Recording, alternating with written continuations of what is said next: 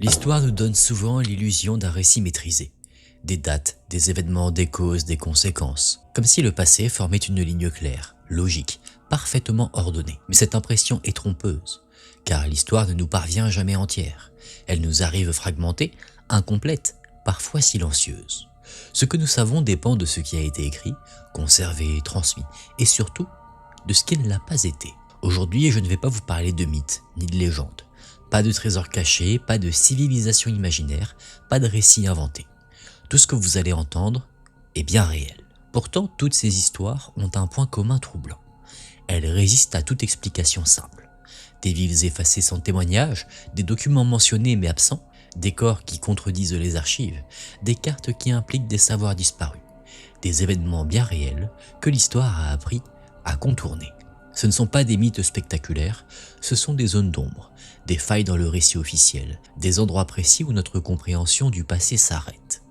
Dans cette vidéo, nous allons explorer 10 histoires historiques réelles, 10 dossiers sérieux reconnus par des chercheurs où la question n'est pas est-ce vrai, mais plutôt pourquoi ne savons-nous pas tout.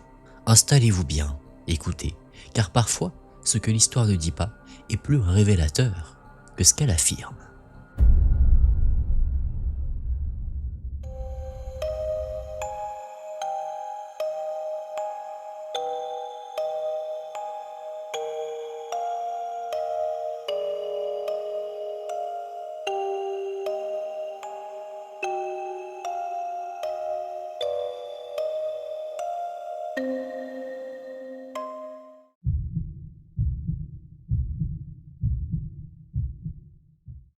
Au milieu du deuxième millénaire avant notre ère, dans l'est de la Méditerranée, une civilisation domine les échanges, la navigation et l'art. La civilisation minoenne, centrée sur l'île de Crète. Elle ne bâtit pas d'empire militaire, ne laisse presque aucune trace de conflit armé, mais développe une culture raffinée, ouverte sur la mer, structurée autour de grands palais comme Knossos, Phaistos ou Malia.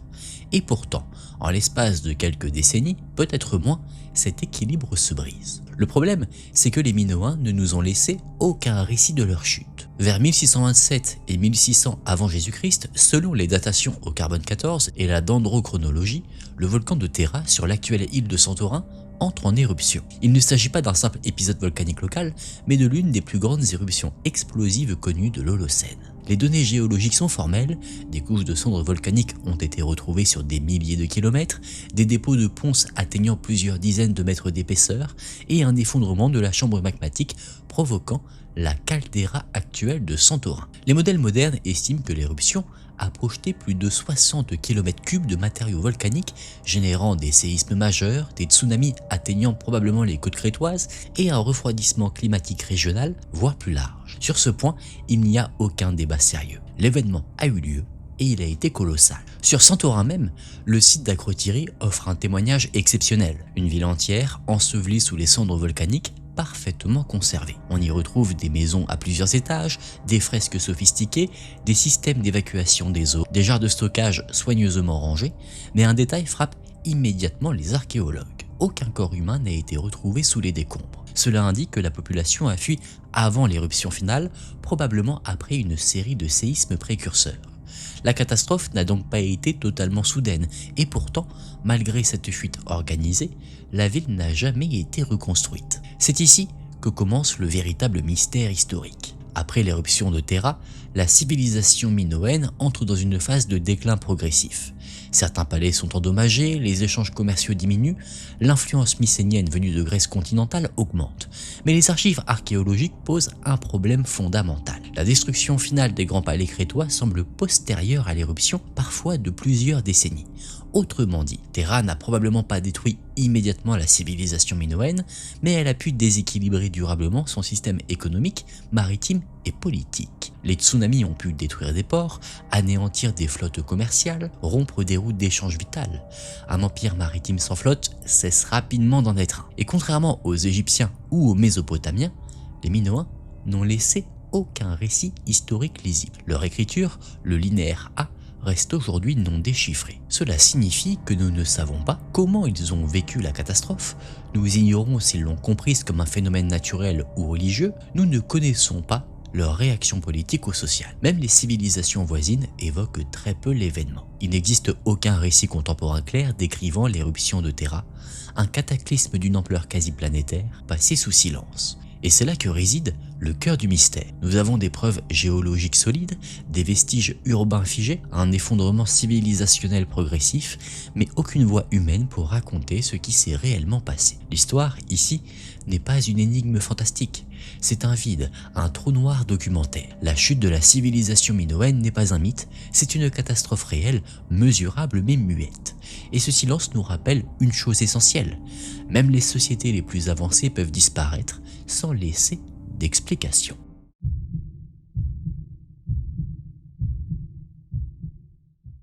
Pendant des siècles, Rungholt n'a été qu'un nom. Un nom répété dans quelques chroniques médiévales, transmis par des récits locaux, associé à une catastrophe maritime et progressivement relégué au rang de mythe folklorique. Une Atlantide du Nord, disait-on, une ville inventée pour illustrer la colère divine, chose qui était affirmée par certains historiens du 19e siècle. Le problème, c'est que les archives existaient bel et bien. Elles avaient simplement été ignorées. Au XIIIe siècle, Rungholt est une ville populaire importante située dans la région de la Frise du Nord, sur la côte de l'actuelle Allemagne. Elle s'inscrit dans le réseau économique de la Ligue hanséatique, cette alliance commerciale qui structure l'Europe du Nord médiévale. Les documents fiscaux et ecclésiastiques évoquent une population dense, des terres agricoles drainées, des digues sophistiquées, et enfin une activité commerciale florissante. Rungholt n'est donc pas un village marginal, c'est un centre économique régional installé cependant sur une zone fragile.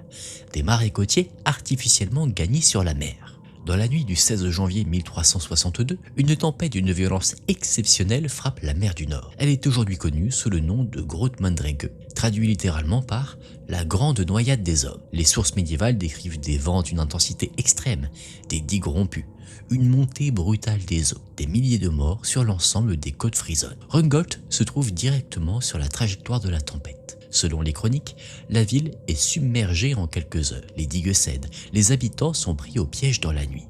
À l'aube, Rungholt n'existe plus. Et après 1362, Rungholt disparaît progressivement des documents administratifs. Les terres sont englouties ou rendues inhabitables par la salination. Les survivants se déplacent vers l'intérieur des terres, mais à partir du XVIIe et surtout du XIXe siècle, un phénomène étrange se produit. Les historiens commencent à douter de l'existence même de la ville. Pourquoi? Parce que aucun vestige visible ne subsiste à la surface, les cartes ont changé, la mer a remodelé entièrement la région, et les sources médiévales sont jugées trop imprécises. Rungholt devient alors un exemple supposé de récit exagéré, une parabole religieuse sur l'orgueil humain puni par Dieu. Pendant près de 200 ans, la ville est traitée comme une légende. Et à partir de la seconde moitié du XXe siècle, les choses changent. Des chercheurs allemands commencent à exploiter des photographies aériennes, des levées géophysiques, des sondages archéologiques sous-marins dans les vasières de la mer des Wadden. Ils découvrent des restes de digues médiévales, des fondations de bâtiments, des systèmes de drainage complexes et des traces de canaux artificiels. Ces structures ne peuvent pas être naturelles. Peu à peu, un plan urbain se dessine exactement là où les chroniques situaient Rungholt.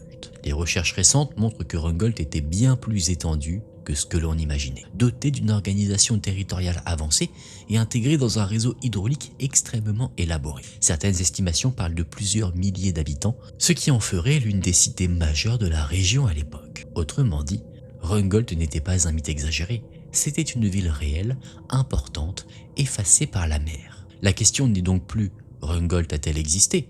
La réponse est aujourd'hui clairement oui. Alors, le véritable mystère est ailleurs. Comment une ville documentée a-t-elle pu être rayée non seulement du paysage, mais aussi de l'histoire officielle? Les historiens avancent plusieurs facteurs. La transformation radicale du littoral, la perte progressive des archives locales, un mépris académique pour les sources médiévales jugées trop religieuses, et une tendance à considérer certaines catastrophes comme symboliques plutôt que factuelles. Rungholt n'a pas seulement été engloutie par la mer, elle a été engloutie par le doute historique. Aujourd'hui, Rungholt est reconnu comme un site archéologique majeur, bien que toujours partiellement submergé. Mais son histoire rappelle une chose essentielle. L'histoire n'efface pas seulement par oubli, elle efface parfois par scepticisme. Des villes peuvent disparaître, des archives peuvent se perdre, et pendant des siècles, la vérité peut attendre sous la vase.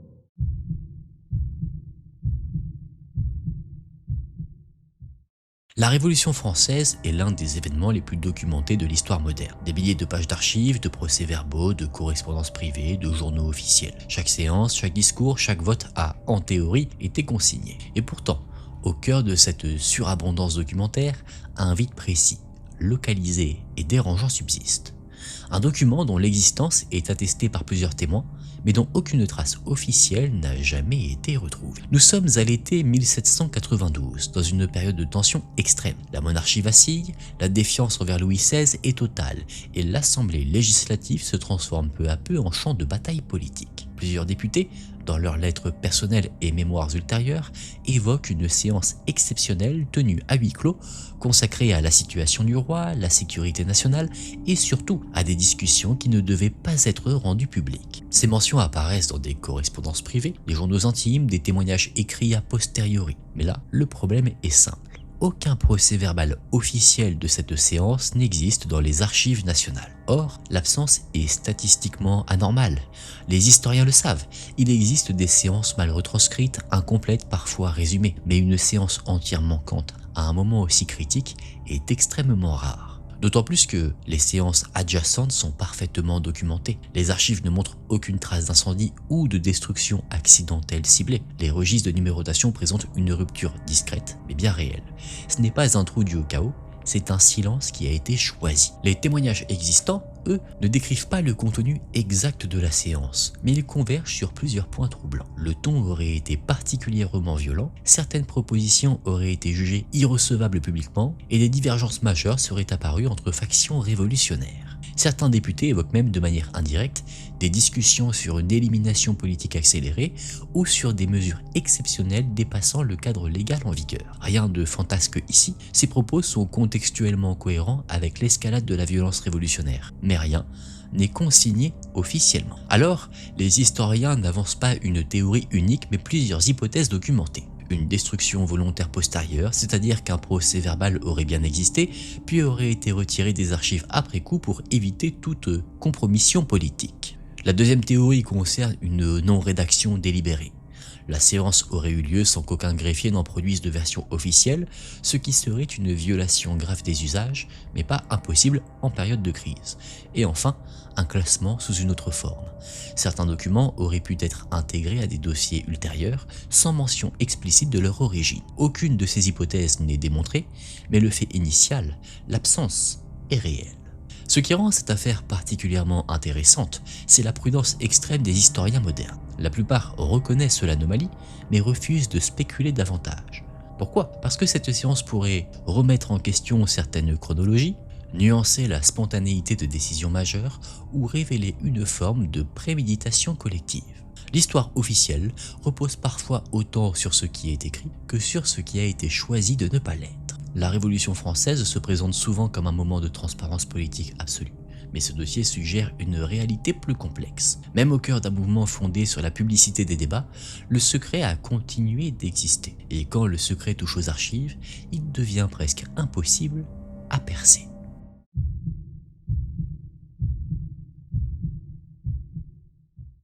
La cathédrale d'York, aujourd'hui connue sous le nom de York Minster, est l'un des édifices religieux les plus étudiés du Royaume-Uni. Depuis le 19e siècle, chaque rénovation, chaque restauration, chaque sondage archéologique y est documenté avec une extrême rigueur. C'est précisément pour cette raison que la découverte faite sous ses fondations a profondément troublé les historiens. Lors de fouilles archéologiques menées dans les sous-sols de la cathédrale au XXe siècle, les chercheurs mettent au jour plusieurs sépultures médiévales. Rien d'inhabituel, les édifices religieux ont longtemps servi de lieu d'inhumation. Mais l'un des corps attire immédiatement l'attention. Il ne s'agit pas d'un enterrement cérémoniel, ni d'un religieux, ni d'un notable. Le squelette est celui d'un homme adulte, enterré sans cercueil, dans une position anormale. Les analyses ostéologiques révèlent des éléments troublants, des marques de compression thoracique, une position des membres indiquant un manque d'espace, l'absence de blessures mortelles visibles ou encore aucun signe de maladie grave détectable. Ces indices convergent vers une conclusion prudente mais claire. L'individu aurait été enseveli vivant ou du moins aurait respiré après son inhumation. Ce type de mort n'est pas inconnu dans l'histoire, mais il est extrêmement rare dans un contexte judiciaire officiel. D'ailleurs, les archives judiciaires médiévales de York sont exceptionnellement bien conservées. On y retrouve les procès, les sentences, les exécutions capitales ou encore les châtiments corporels. Or, pour la période correspondant à la datation du squelette, aucune condamnation à l'ensevelissement vivant n'est mentionnée. Et pour cause, ce type de peine est quasi inexistant dans le droit pénal anglais médiéval, réservé à des cas très spécifiques et surtout toujours consigné par écrit. Aucune trace, aucun nom, aucune sentence correspondante. Les chercheurs envisagent alors plusieurs hypothèses, toutes documentées mais aucune définitive. D'abord, peut-être une exécution extrajudiciaire. Un individu aurait été puni sans procès formel, en dehors du cadre légal, puis discrètement enterré sous un édifice religieux. Autre hypothèse, une erreur judiciaire suivie d'une dissimulation. Un condamné aurait été déclaré mort prématurément, enterré trop tôt, puis le dossier aurait été volontairement modifié ou supprimé. Et enfin, un cas marginal non enregistré. Dans des périodes de troubles locaux, certaines sanctions ont pu échapper à l'enregistrement officiel. Aucune de ces hypothèses ne peut être confirmée, mais toutes posent le même problème. Le corps ne correspond à aucun document connu. Et c'est l'un des aspects les plus dérangeants du dossier. Enterrer un corps irrégulier sous une cathédrale n'est pas anodin. Cela implique un accès contrôlé au site, une forme d'autorisation tacite ou au minimum une complicité institutionnelle, un crime dissimulé dans un lieu sacré ou une tentative de faire disparaître un dossier avec le corps. Ce cas est devenu un exemple étudié dans les cursus d'archéologie judiciaire, non pas parce qu'il apporte une réponse, mais parce qu'il montre les limites des archives. L'histoire médiévale n'est pas un récit complet, c'est un assemblage de documents survivants. Et parfois, ce sont les ossements, silencieux, anonymes, qui viennent rappeler que tout n'a pas été consigné. Aujourd'hui, l'identité de cet homme reste inconnue. Son crime, s'il y en a eu un, aussi. Son jugement, s'il a existé, n'a laissé aucune trace. Mais son corps est bien là, et il raconte certainement une histoire que personne n'a écrite.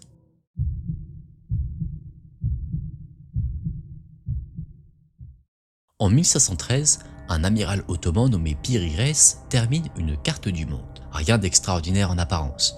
L'époque est marquée par les grandes explorations et les cartes se multiplient. Mais plusieurs siècles plus tard, lorsque cette carte est redécouverte dans les archives du palais de Topkapi, à Istanbul, les historiens comprennent rapidement qu'ils ne sont pas face à un simple document de navigation. Ils sont face à un casse-tête historiographique. Cette carte de Piri-Reis n'est pas une rumeur, ni une reconstitution tardive.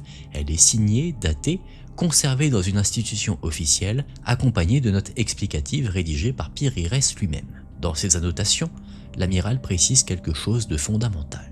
Il n'a pas découvert ces territoires lui-même, il a compilé sa carte à partir de sources plus anciennes. Et ces fameuses sources sont identifiées. Des cartes portugaises, arabes, des documents issus des premières explorations espagnoles, mais d'autres ne le sont pas. La carte représente notamment la côte ouest de l'Afrique, l'Europe méridionale, une partie de l'Amérique du Sud. Or, pour certaines régions, le tracé est étonnamment cohérent, bien plus précis que ce que l'on attendrait en 1513, aligné avec des relevés côtiers modernes, malgré les erreurs globales de projection.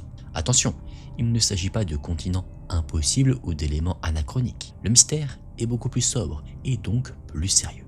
La question est simple, quelles cartes antérieures permettaient une telle précision locale? Piri-Reis écrit explicitement avoir utilisé une vingtaine de cartes anciennes, dont certaines dateraient de plusieurs siècles avant lui, et incluraient des documents attribués à des navigateurs antiques. Or, aucune de ces cartes n'a été conservée, aucune n'est mentionnée ailleurs de manière détaillée, et aucune trace matérielle n'en subsiste dans les archives européennes ou ottomanes. Ce n'est pas une spéculation, ce sont les propres mots de Piri-Reis. Les historiens modernes savent aujourd'hui une chose essentielle. La majorité des cartes médiévales et antiques ont disparu. Des cartes détruites par l'humidité, les guerres, l'obsolescence ou tout simplement par négligence. La carte de Piri-Reis devient alors un témoignage indirect de ce qui n'existe plus. Elle suggère l'existence d'une tradition cartographique plus riche qu'on ne le pensait, de relevés côtiers transmis, copiés puis modifiés, et d'un savoir géographique fragmenté mais réel. Mais le malaise des historiens ne vient pas de ce que montre la carte, mais surtout de ce qu'elle implique. Elle oblige à admettre que notre vision de la cartographie prémoderne est incomplète, que certaines connaissances ont circulé sans laisser de traces durables, et que l'histoire ne conserve que ce qui survit matériellement. La carte de Piri-Reis n'est pas une anomalie magique, c'est une preuve par défaut. La preuve que des documents ont existé et que nous les avons perdus. Aujourd'hui, il n'existe aucune conclusion définitive sur l'origine exacte de toutes les sources utilisées par Piri-Reis. Et c'est précisément ce qui rend ce cas historiquement fascinant. Pas de théorie extravagante, pas de réécriture du passé. Juste une question simple, sans réponse claire. Combien de savoir avons-nous perdu sans le savoir nous-mêmes ?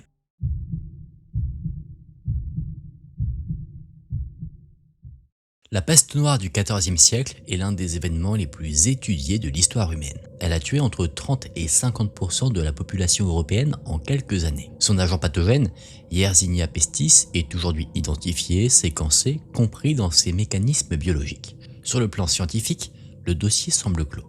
Et pourtant, lorsque l'on se penche sur certaines correspondances contemporaines, un malaise apparaît. Outre les chroniques officielles, les historiens disposent de lettres privées, correspondances marchandes, écrits de notaires, et récits de religieux non destinés à la publication.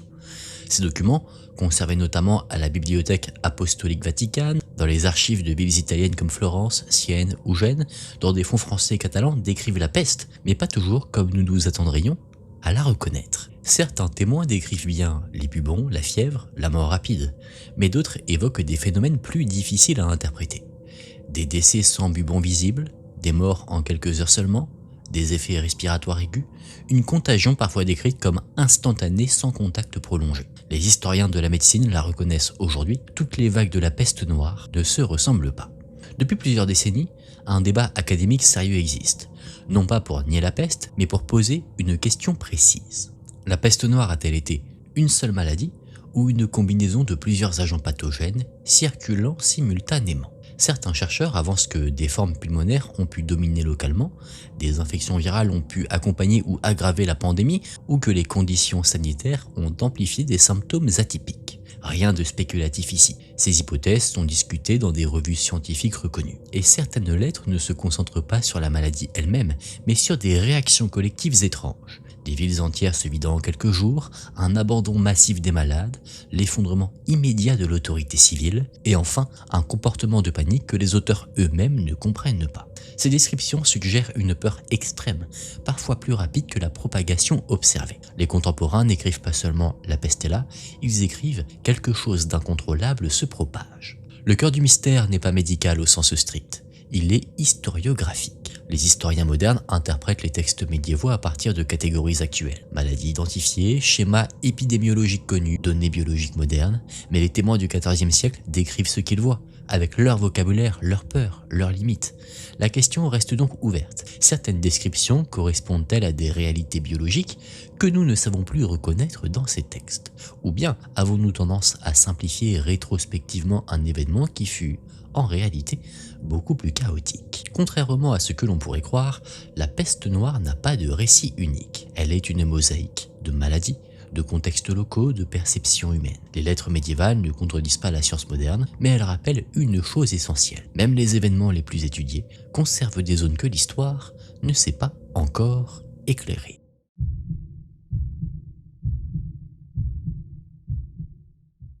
Au large de la côte sud de la Laconie, en Grèce, à quelques mètres sous la surface de la mer, repose une ville entière. Pas des ruines dispersées, pas un port effondré, une ville complète avec ses rues, ses bâtiments, ses espaces organisés. Son nom est Pavlopétrie. Et ce qui trouble les archéologues, ce n'est pas son existence, c'est son âge. Pavlopétrie est identifié pour la première fois en 1967 par l'océanographe britannique Nicholas Fleming. Très vite, les premières observations indiquent qu'il ne s'agit pas de vestiges isolés, mais d'un plan urbain cohérent.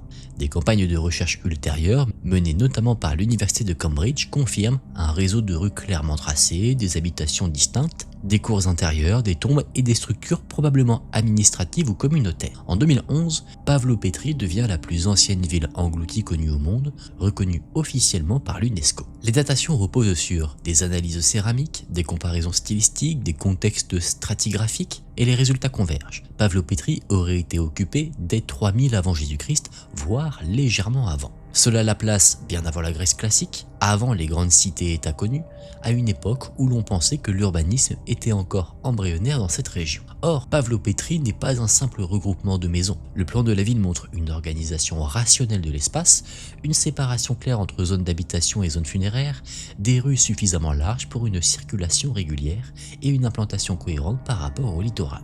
Ce niveau de planification pose une question simple. Qui a conçu cette ville et avec quelles compétences techniques? Les sociétés de l'âge du bronze ancien sont souvent décrites comme peu centralisées, faiblement hiérarchisées, à l'urbanisme encore spontané. Pavlo-Pétry ne correspond pas entièrement à ce modèle. Et il est important d'être clair, aucun chercheur sérieux ne prétend que Pavlo-Pétry réécrit toute l'histoire, mais beaucoup reconnaissent que nos modèles de développement urbain sont trop linéaires, que certaines sociétés locales ont pu atteindre un niveau d'organisation plus tôt que prévu, et que ces avancées ont parfois disparu sans laisser de descendance directe. Pavlo-Pétry n'est pas une anomalie impossible, c'est une exception mal intégrée dans les récits globaux. Les études géologiques indiquent que la région est soumise à une activité tectonique régulière, des séismes ont provoqué un affaiblissement progressif du littoral et que la montée du niveau marin a achevé l'engloutissement. Il ne s'agit donc pas d'un cataclysme soudain, mais d'une disparition lente, sur plusieurs siècles. Ce qui explique l'absence des traces de destruction violente et la conservation remarquable du plan urbain. Le cœur du problème n'est pas la ville elle-même, c'est ce qu'elle suggère. Si Pavlo-Pétry a existé à ce niveau d'organisation, combien d'autres villes comparables ont disparu sans être découvertes et combien de savoirs locaux ont été effacés par la mer, les séismes ou l'érosion? L'histoire ancienne repose sur ce qui est visible, mais Pavlo-Pétry rappelle une vérité simple. L'invisible est parfois plus important que ce que l'on connaît. Aujourd'hui, Pavlo-Pétry est cartographiée en 3D, protégée, étudiée avec des technologies modernes. Elle ne parle pas, mais elle contredit doucement certaines certitudes. Et elle nous oblige à admettre que le passé humain est peut-être plus fragmenté, plus discontinu que ce que nous savons aujourd'hui.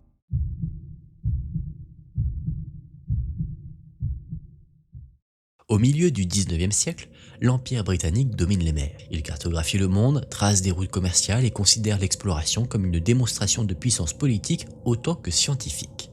C'est dans ce contexte que, en 1845, part l'une des expéditions les plus ambitieuses de son temps.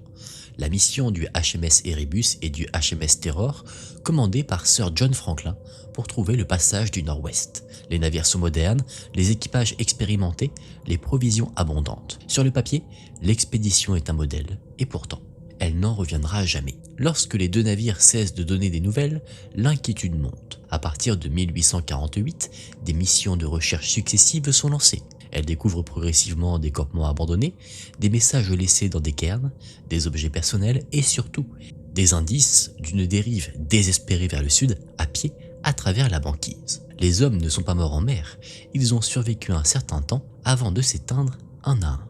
À la fin du 19e siècle, puis au 20e, des restes humains sont retrouvés et analysés. Les études médico-légales indiquent des signes de famine extrême, des traces de scorbut, une intoxication au plomb, probablement due aux conserves alimentaires, et des indices sérieux de cannibalisme de survie. Ces conclusions sont aujourd'hui largement acceptées par la communauté scientifique. Mais au moment des faits, au 19e siècle, ces éléments sont politiquement explosifs. Admettre publiquement que des officiers britanniques ont perdu le contrôle, que des erreurs logistiques majeures ont été commises et que des actes jugés inavouables ont eu lieu aurait apporté atteinte à l'image de la Royal Navy et par extension à celle de l'Empire. C'est ici que commence le véritable mystère historique. Pendant des décennies, certains dossiers liés à l'expédition Franklin sont partiellement classifiés ou accessibles uniquement à des chercheurs triés sur le volet, ou alors publiés sous forme expurgée. Il ne s'agit pas d'une disparition totale, mais d'un contrôle étroit de l'information. Des correspondances internes de l'amirauté britannique montrent des hésitations sur ce qui devait être rendu public et une volonté manifeste de préserver la réputation institutionnelle. Ce point est aujourd'hui documenté par des historiens de l'administration navale. Et c'est là que la question devient dérangeante. L'expédition est un échec total, les hommes sont morts, les navires sont perdus.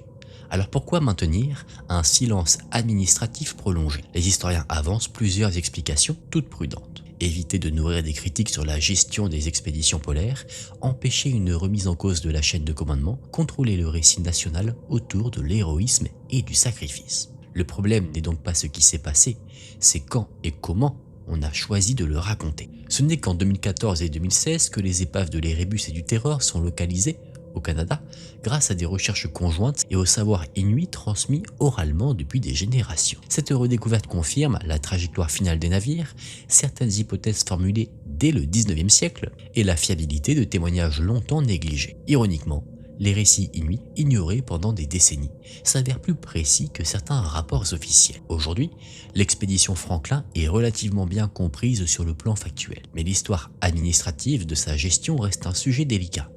Elle montre que, même dans des sociétés bureaucratiques avancées, même avec des archives abondantes, l'histoire peut être orientée par des choix politiques. Et le silence n'est pas toujours l'absence de documents, parfois c'est leur mise sous clé.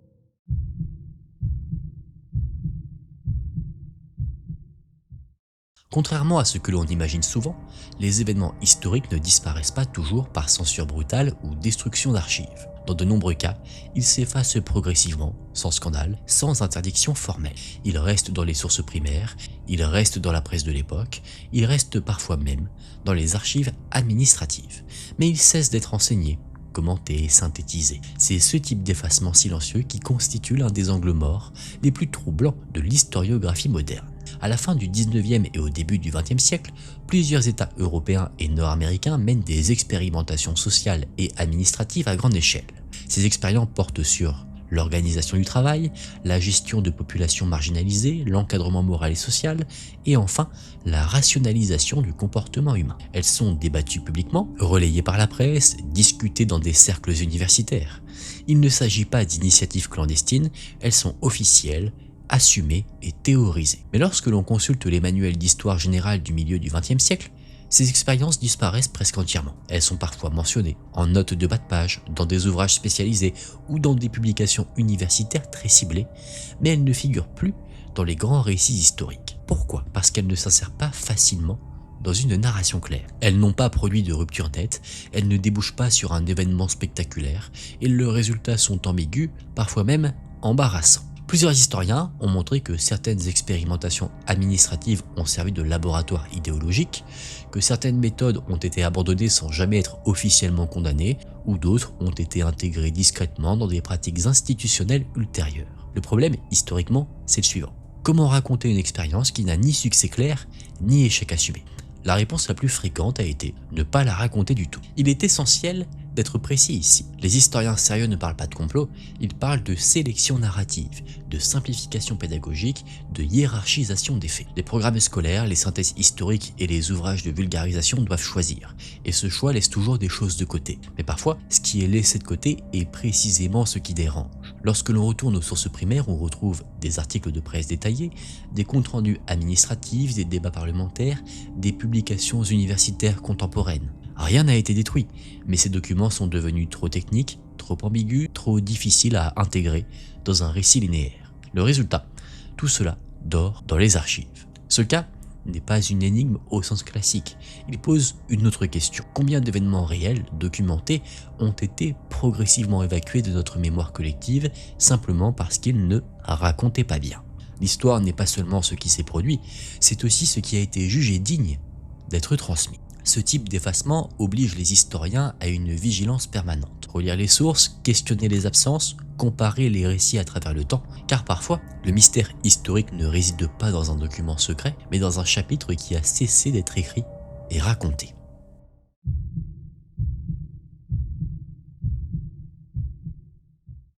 L'archéologie moderne repose sur un principe fondamental, dater pour comprendre. Stratigraphie, carbone 14, typologie des objets, analyse isotopique, ces méthodes, croisées entre elles, permettent normalement de situer un site avec une précision suffisante pour l'intégrer à une chronologie historique cohérente.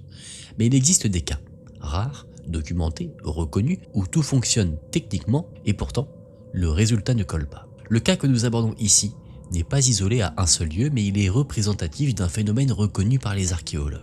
Certains sites présentent des datations multiples valides, mais incompatibles entre elles. Sur ces sites, on observe des couches stratigraphiques intactes, des objets datés par carbone 14, des artefacts typologiquement cohérents avec une période donnée, mais les dates obtenues se chevauchent mal ou contredisent la chronologie régionale admise. Le carbone 14, c'est une méthode fiable mais statistique. Elle fournit une fourchette de dates mais jamais un point exact. Dans certains cas documentés, des objets donnent des dates trop anciennes par rapport à leur contexte, d'autres semblent trop récents, et les marges d'erreur pourtant acceptables individuellement deviennent problématiques lorsqu'on les additionne. Le résultat n'est pas une erreur flagrante, c'est une zone grise persistante. Face à ce type de problème, les archéologues envisagent généralement une contamination des échantillons, un remaniement des couches, une mauvaise interprétation stratigraphique. Mais dans certains dossiers, ces explications ont été testées, vérifiées puis écartées. Les fouilles sont propres, les protocoles sont respectés, les résultats sont reproductibles et pourtant, le site reste difficile à dater précisément. Dans les publications scientifiques spécialisées, ce type de cas est discuté avec prudence, mais dans les ouvrages grand public, il est souvent évité. Pourquoi? Parce qu'il met en lumière une réalité inconfortable. La chronologie historique n'est pas une vérité absolue, mais un modèle de travail. Un modèle très solide, mais un modèle perfectible. Les spécialistes ne parlent pas de civilisation perdue ou de réécriture spectaculaire du passé. Ils parlent de complexité locale, d'usage prolongé de certains sites, de transmission culturelle non linéaire ou d'une réoccupation successive mal documentée. Autrement dit, le passé humain est plus chaotique que nos frises chronologiques. Et le problème, ce n'est pas que ces sites existent, ils sont publiés, analysés, débattus, c'est qu'ils compliquent le récit, ralentissent la synthèse de notre histoire et nous obligent à accepter des zones d'incertitude durables. Or, l'histoire enseignée aime la clarté, les dates fixes, les périodes bien délimitées. Ces sites rappellent une chose alors essentielle, la chronologie est un outil, pas un dogme. Alors, ici, nous n'avons pas une réponse, mais plutôt un constat scientifique. Même avec des méthodes modernes, des équipes parfois internationales, des protocoles rigoureux, il existe encore des fragments du passé qui résistent à l'ordre que nous voulons leur imposer. Et ce n'est pas un échec de l'histoire, c'est la preuve qu'elle reste encore aujourd'hui une discipline vivante.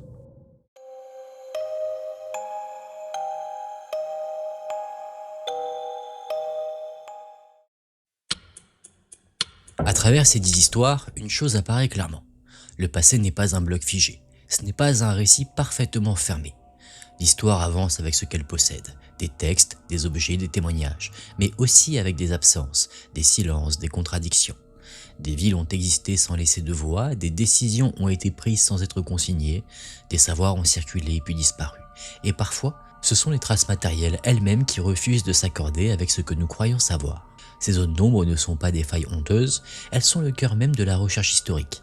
Elles rappellent que comprendre le passé, ce n'est pas accumuler des certitudes, mais apprendre à vivre avec des questions ouvertes. L'histoire ne ment pas, mais elle ne dit pas tout. Et peut-être que le plus important n'est pas ce que nous avons perdu, mais le fait de continuer à chercher, sans jamais forcer le réel, à dévoiler toute sa complexité.